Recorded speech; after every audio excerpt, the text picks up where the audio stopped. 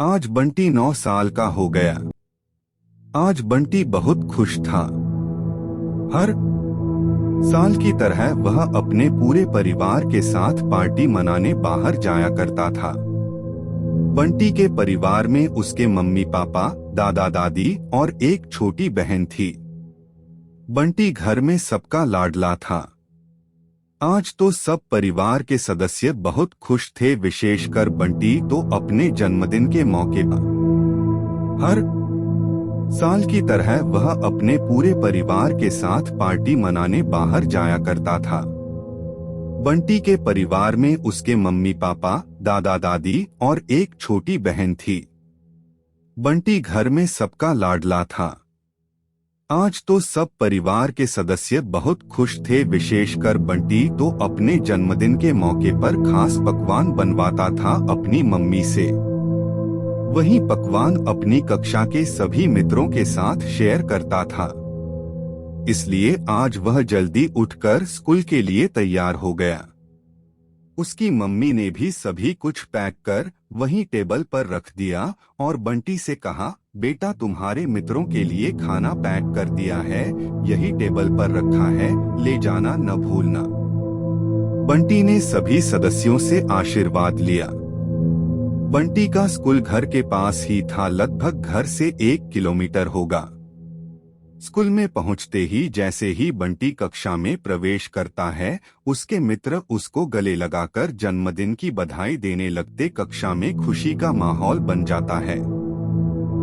इतने में टीचर भी बंटी को जन्मदिन की बधाई देती है। आखिर में ये फैसला किया जाता है कि आज पढ़ाई नहीं की जाएगी, बल्कि आज बंटी के जन्मदिन के मौके पर खेलकूद की प्रतियोगिता आयोजित की जाए। बंटी तो पढ़ाई लिखाई के साथ साथ खेलकूद में भी अव्वल था और हुआ भी यही। आखिरकार इस खेलकूद प्रतियोगिता में बंटी को प्रथम पुरस्कार दिया गया। आज बंटी ने स्कूल में खूब मजे किए। स्कूल से छुट्टी के वक्त बंटी घर की ओर आ रहा था कि अचानक से उसकी नजर चौराहे पर पड़ी एक काले रंग की चुन्नी पर पड़ी, तो उत्सुकतावश वह उस चुन्नी को उठा लेता है और जैसे बच्चों का स्वभाव होता है, वह उसे हवा में उड़ाते हुए उस चुन्नी को घर ले आता है। घर आकर जल्दी से अपना स्कूल बैग और वह चुन्नी टेबल पर रखकर आराम करने अपने कमरे में चला जाता है। आज बंटी बहुत थक गया था, इसलिए उसको लेटते ही नींद आ गई। शाम के समय जैसे ही उसकी नींद खुलती है, वैसे ही स्कूल की मौजमस्ती की बातें अपनी मम्मी को सुना देता है। उसकी मम्मी उसके मासूम चेहरे को देख और उसकी बातों को सुनकर बहुत खुश होती है। जैसे ही सूर्य अस्त होता है, अचानक से पूरे परिवार के मन में उदासीनता छा जाती है। आज से पहले कभी ऐसा न हुआ। जैसे जैसे रात होती है, वैसे ही हालात और खराब होने लगते हैं। आखिरकार सब सोने के लिए चले जाते हैं। रात के 12 बजे के करीब एक भयानक चीख पूरे घर के सन्नाटे को चीर देती है। सबकी आंखें खुल जाती है। बंटी के मम्मी पापा को लगता है शायद बंटी के दादा दादी में से किसी की तबीयत बिगड़ तो नहीं गई। बंटी के पापा हिम्मत करके जैसे ही कमरे से बाहर निकलकर देखने जाते हैं, उनका चेहरा डर के मारे पीला पड़ जाता है। जो भयानक दृश्य उन्होंने देखा वह यह था, एक सफेद साया काली चुन्नी ओढ़े उनके पास आता जा रहा है।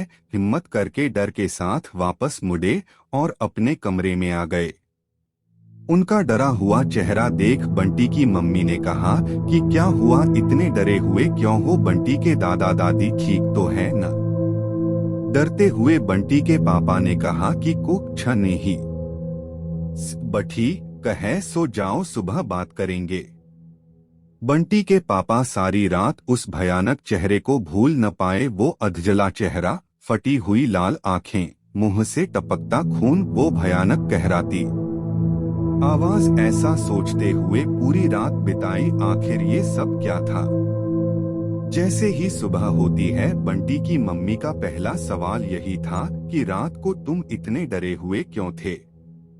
बंटी के पापा ने कहा, चलो सब बातें बैठक में बताता हूँ। जैसे ही सब कमरे से बाहर निकलकर बैठक में आते हैं तो फर्श पर खून से सने उल्टे पैरों के निशान जो एक काले रंग की चुन्नी के पास जाकर खत्म हो जाते हैं, वहां से जैसे ही नजर बैठक की दीवार पर पड़ती है तो सबके होश उड़ जाते हैं।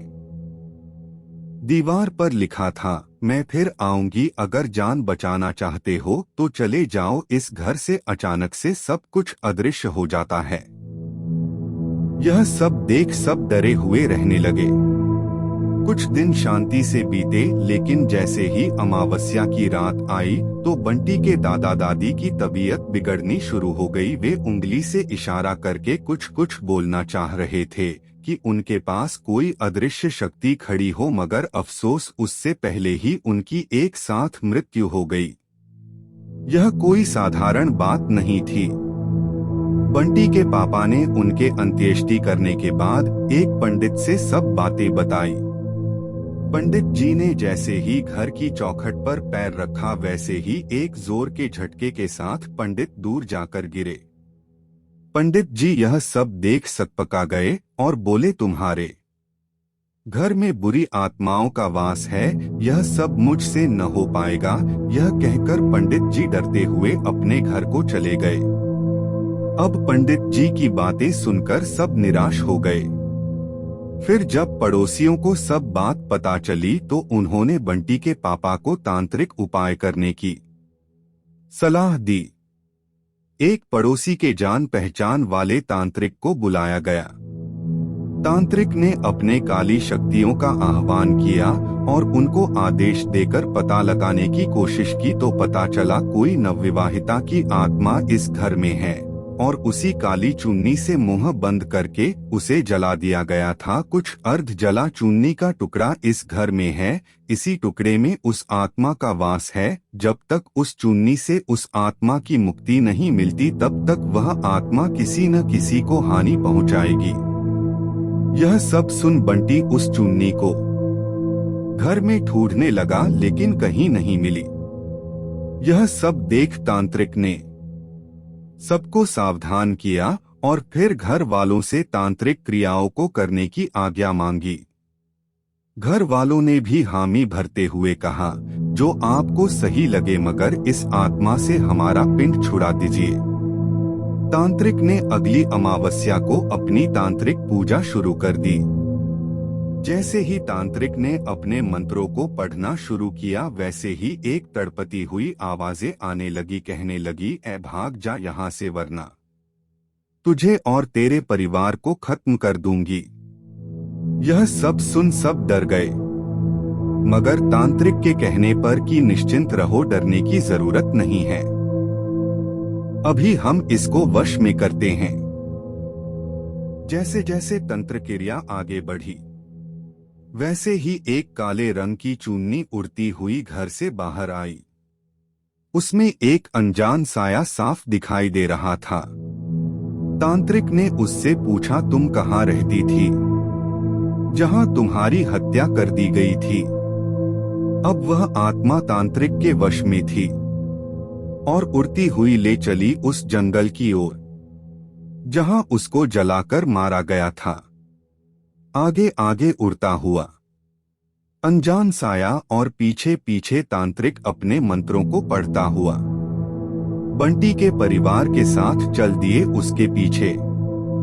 आखिर उस स्थान पर पहुंचकर तांत्रिक ने अपनी तांत्रिक क्रियाओं को करना तेज कर दिया, जिससे वह आत्मा तड़पने लगी और एक तेज विस्फोट के साथ वह अनजान साया अदृश्य हो गया और वह चुन्नी भी अब राख में बदल गई थी।